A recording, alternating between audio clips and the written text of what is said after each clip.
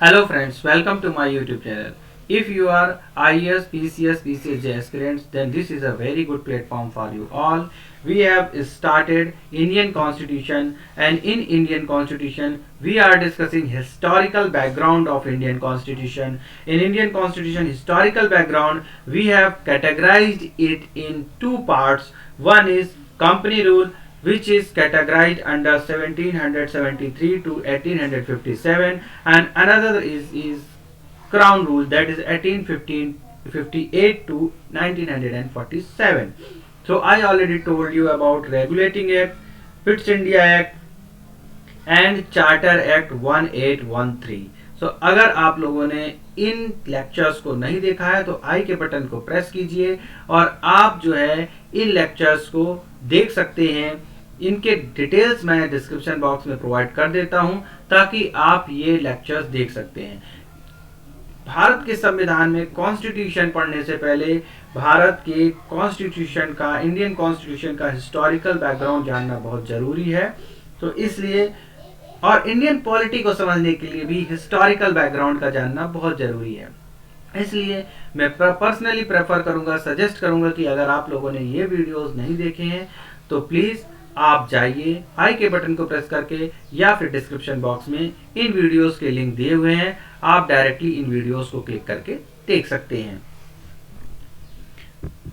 Now this is a small request, अगर आप लोगों ने मेरे चैनल को लाइक या सब्सक्राइब नहीं किया है तो please subscribe us and press the bell icon so that you can get notification from all latest updates and videos.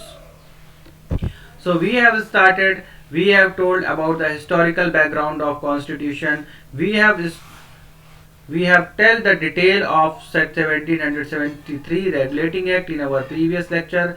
We have tell Pitt's India Act in detail, 1784 Pitt's India Act. We have discussed the Charter Act 1813. Now we are discussing the Charter Act 1833. So let's be with us and you can get all knowledge about the 1833 Charter Act. So 1833 का charter अधिनियम,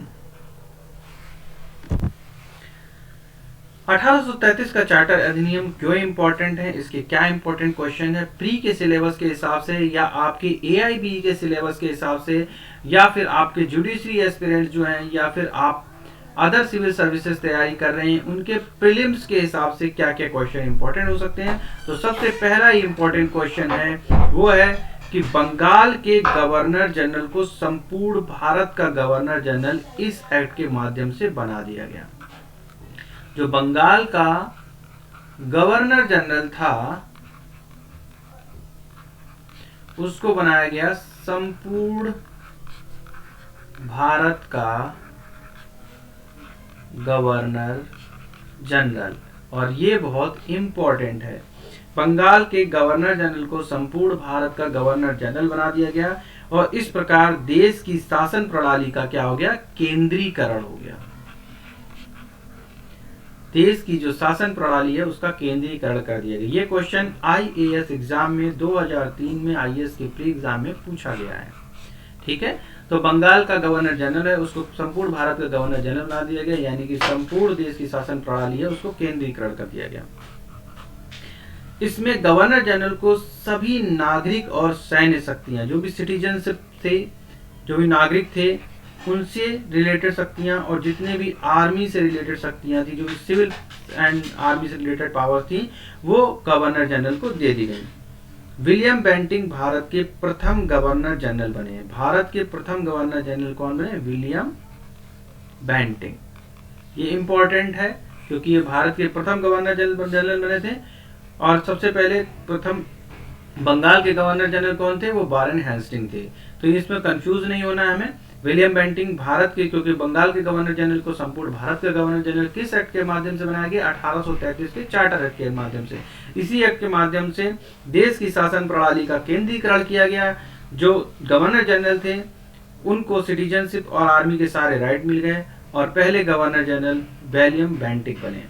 governor general को संपूर्ण भारत के लिए कानून बनाने का अधिकार दे दिया गया, परंतु जो BOC थी बोर्ड ऑफ कंट्रोल था, इस कानूनों को अस्वीकृत कर सकता था। गवर्नर जनरल कानून तो बना सकते थे, लेकिन बीओसी की परमिशन के बगैर वो कानून लागू नहीं हो सकता था। तो बीओसी की स्वीकृति अब भी इम्पोर्टेंट थी। कंपनी को प्रशासनिक और राजनीतिक दायित्व तो सौंप दिया गया। कंपनी जो है अब प्रशासनिक और राजनीतिक दायित्व कंपनी के पास आ गया। बंबई तथा मद्रास की परिषदों को विधि निर्माण की शक्तियों को, बंबई और मद्रास, जो कलकत्ता, बंबई और मद्रास था, तो बंबई और मद्रास जो है उनकी विधि निर्माण की शक्तियों को वापस ले लिया गया। तो ये भी एक इंपॉर्टेंट पॉइंट है कि बंबई और मद्रास अब विधि बनाने का कार्य इनसे जो है वापस ले लिया गया। ये विधि बनाने का कार्य इन पे नहीं रहा। बहुत से विधिक परामर्श हेतु गवर्नर जनरल की परिषद में विधि सदस्य के रूप में चौथे सदस्य को शामिल किया गया। तो गवर्नर जनरल जो है वही मेन थे, और विधि बनाने के लिए जो गवर्नर जनरल, बंगाल का गवर्नर जनरल था, अब पूरे भारत का गवर्नर जनरल हो गया, तो उसका केंद्रीकरण हो गया। तो जो विधि बनाने के काम जो बंबई और मद्रास के पास थे उनसे वापस ले लिए गए। सिटीजनशिप और आर्मी के जो राइट थे वो विलियम बेंटिंग के पास चले गए। विलियम बेंटिंग पूरे भारत के लिए कानून बना सकते थे, जो संपूर्ण भारत के गवर्नर जनरल हो गए थे ये, लेकिन बीओसी की अनुमति के बगैर ऐसा वो नहीं कर सकते थे। तो विधिक परामर्श हेतु गवर्नर जनरल को अब किसी ना किसी विधिक सदस्य की जरूरत थी, क्योंकि भाई वो अगर मान लो गवर्नर जनरल है विलियम बेंटिंग, उनको विधि की नॉलेज नहीं है, तो इनको विधिक परामर्श हेतु एक सदस्य, चौथे सदस्य की, जो पहले जो 4 से 3 कर दिए उनको वापस से फिर से 4 कर दी गई सदस्यों की संख्या, जिसमें एक सदस्य जो है वो ऐसा था जिसको विधिक जानकारी हो, लॉ की नॉलेज हो, वो ऐसा सदस्य उनको जोड़ा गया। ठीक है, चौथे सदस्य को शामिल किया गया। सबसे पहला तो ये तो 3 पॉइंट इंपॉर्टेंट है। बंगाल का गवर्नर जनरल जो संपूर्ण भारत का गवर्नर जनरल बन गया, केंद्रीकरण कर दिया गया। ये क्वेश्चन आईएएस 2003 में आया है।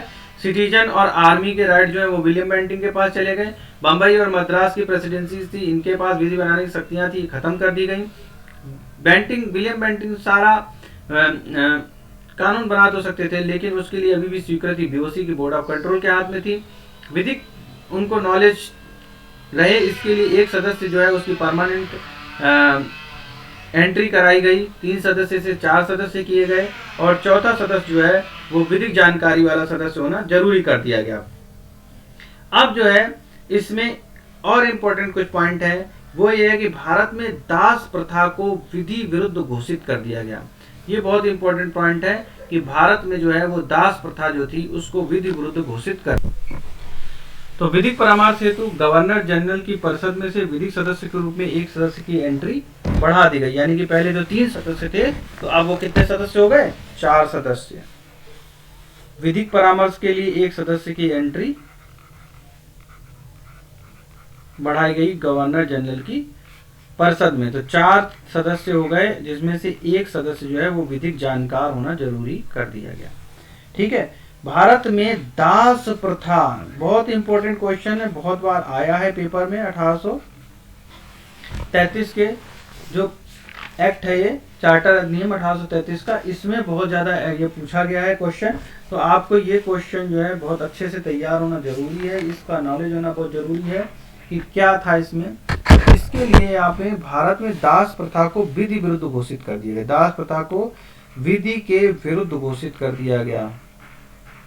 दास प्रथा जो चली आ रही थी उसको विधि विरुद्ध घोषित कर दिया गया, तथा 1843 में जो 1833 का जो है ये एक्ट था, दास प्रथा को विधि विरुद्ध घोषित कर दिया गया। इसमें चार्टर एक्ट 1833 के चार्टर एक्ट के तहत इसको विधि विरुद्ध घोषित किया गया। भारत में दास प्रथा को विधि विरुद्ध घोषित किया गया 1833 के चार्टर अधिनियम के तहत।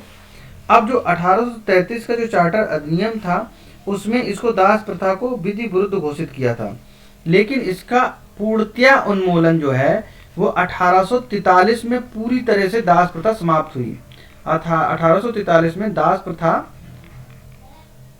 पूरी तरह से